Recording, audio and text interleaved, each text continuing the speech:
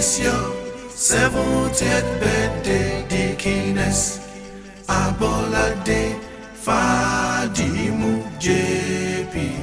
It is your 70th birthday, to God be the glory. Happy birthday to you.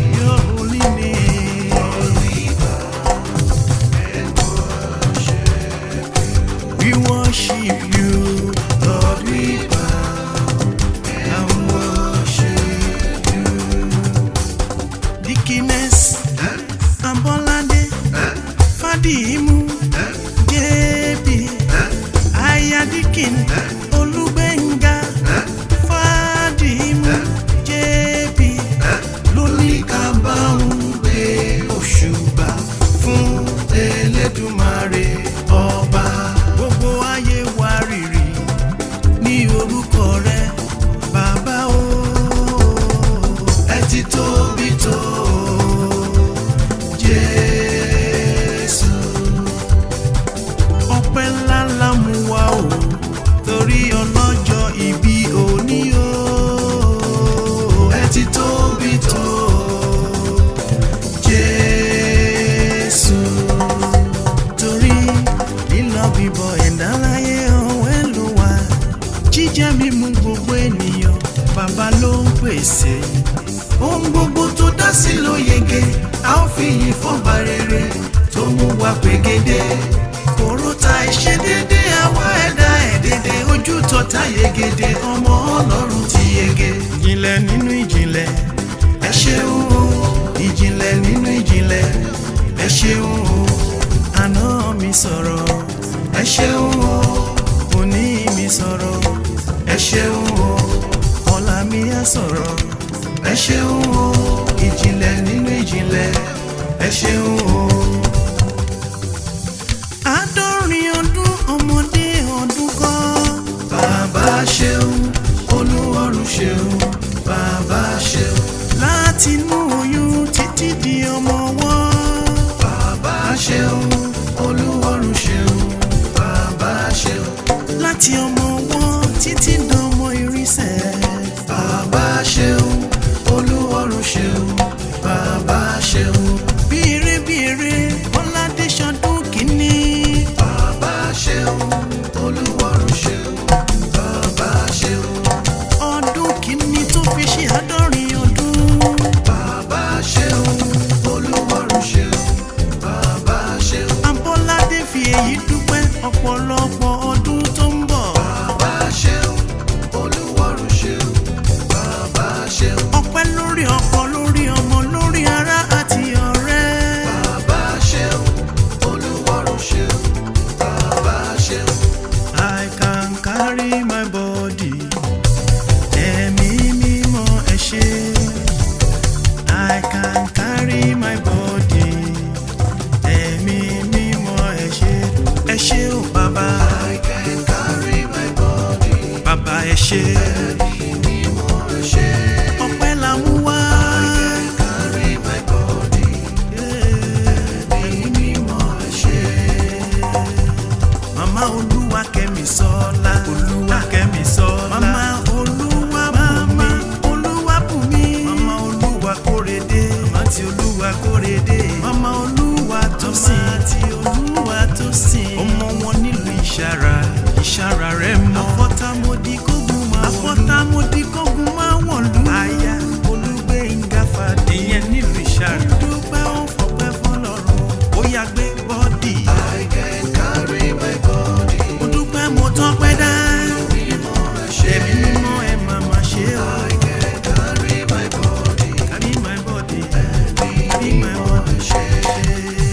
Aṣọdúnmọ́dún, aṣoṣùmọṣù. Aṣọdúnmọ́dún, aṣoṣùmọṣù. Bọ́ládé wà pẹ́ láyé. Aṣọdúnmọ́dún, aṣoṣùmọṣù. Aṣọdúnmọ́dún, aṣoṣùmọṣù. Bọ́ládé wà pẹ́ láyé. Bọ́ládé Fàdímù wà pẹ́ láyé o. Bọ́ládé wà pẹ́ láyé. Ẹ̀gbọ́n Mrs. Níkẹ́ Alọ́ ní Kent ẹ kú ọdún. Bọ́ládé wà pẹ́ láyé. Tímọ́tímọ́ Mr. and Mrs. Túndé Olúṣọlá ní Leeds. Bọ́ládé wà pẹ́ láyé. Àṣeyí ṣómi sí lọ́lá Elédùmarè ọba. Bọ́ládé wà pẹ́ láyé. RCCG Seliho Covenant Resurrection Assembly ní Birmingham. Wọ́n ní kí n kí ọ o Bọ́ládé. Deaconess Abolade. Happy birthday to you Abolade.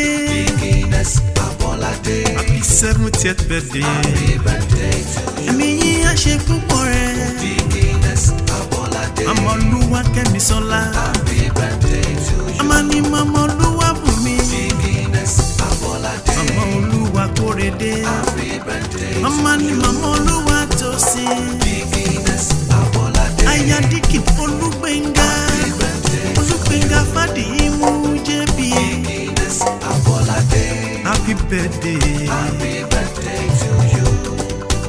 Give me chance, oh, I want to praise my God. Give me chance, oh, I want to praise my God.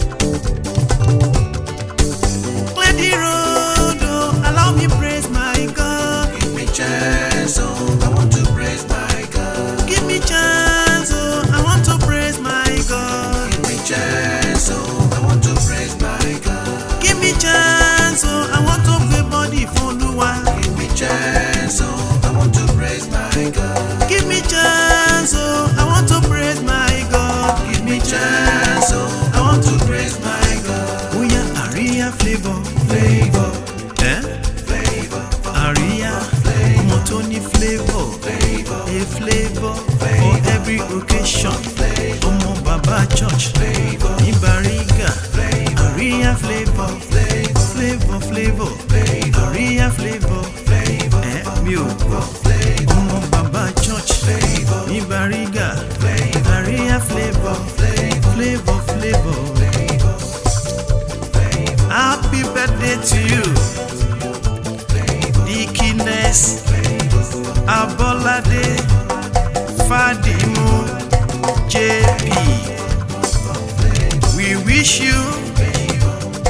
life and prosperity.